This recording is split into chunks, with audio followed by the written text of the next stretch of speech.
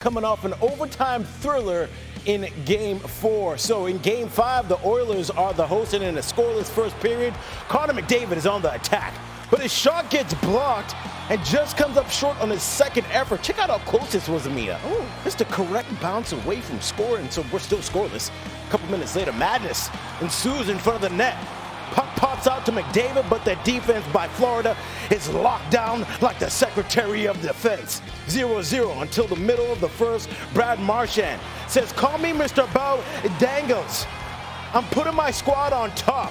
Are you kidding me? Check this out. Cold-blooded goal to make it 1-0 Panthers.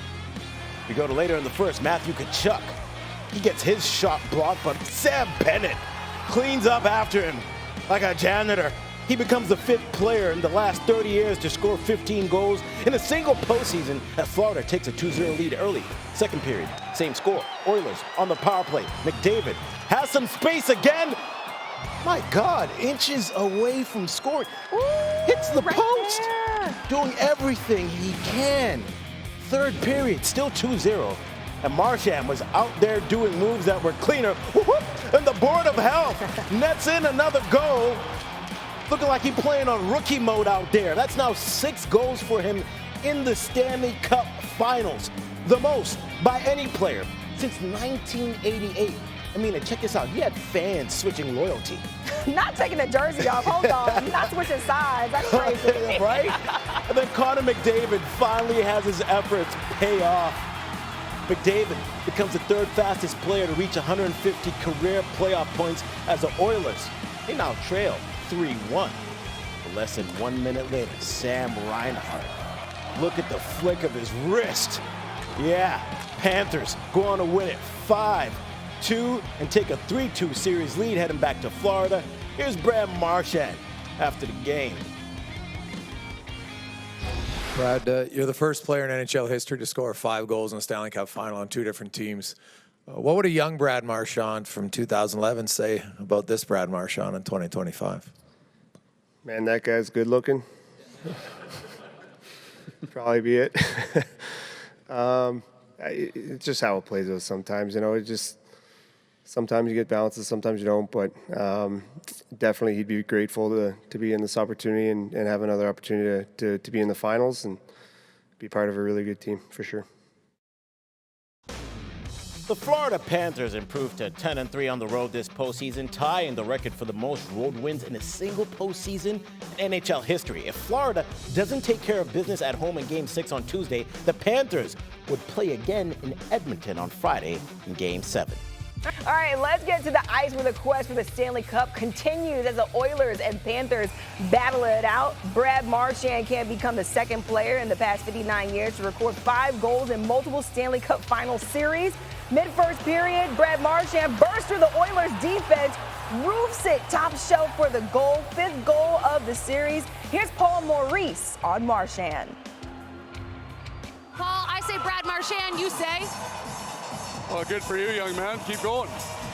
Hey, keep going. He did. Marchand extends his mark for the most goals in a Stanley Cup Final by a player age 37 or older. Marchand gets the pass, gets right through Jake Wallman, and scores a remarkable goal. Absolutely incredible moves by Marchand. And check out Matthew Tkachuk and his reaction to that. Oh my God! Oh my God! Oh my God! Oh my God! Oh my God! Oh my God! I've never seen that move, but from anybody other than him, and he's done it a few times. He's so skilled. Yeah, you think? Tkachuk may have been thinking about Game 2, double OT tied at 4. Marchand with a sick forehand to backhand game winner. Panthers won Game 2, 5-4, and the Panthers win Game 5 Saturday, 5-2 to take a 3-2 series lead behind 2 more goals from Marchand. Here's Paul Maurice on the win. Clearly, he's closing in on 1,000 points. He's got good hands, but I didn't fully appreciate the small area things that he can do, and that's the most difficult to do. It's not the rink-wide pass on the tape that you get excited about, but what he can do under duress in a small area is world-class. It's as good as I've seen. And I bet Paul Maurice is really glad that Florida acquired Brad Marchand back in March. Marchand has 6 goals in the Stanley Cup Final, the most since Esa Tikkanen also had 6 back in 1988. Steve Levy and Kevin Weekes anchor our coverage from Edmonton.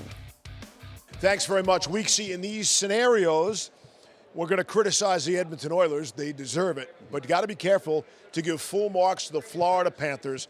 Panthers played an unbelievable game, got up early again, but this time they weren't going to blow that lead. They were disciplined.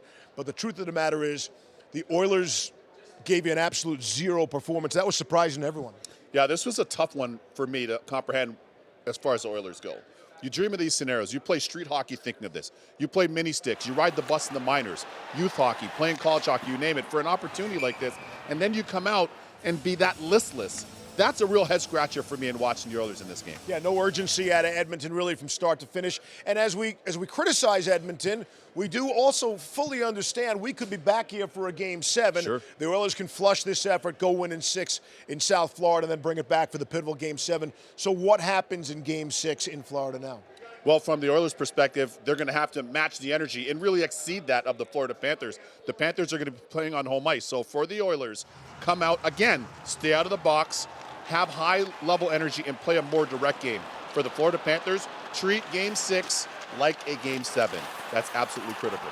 Could Game 6 actually be easier for the Oilers than Game 5 was? Could being on the road, maybe some pressure here at home Saturday night? I could see that, and maybe a simpler game, a more direct game. Yeah. There was a lot of swooping, a lot of east-west. I talked to a lot of people around the league, and they said that as well about the Oilers game.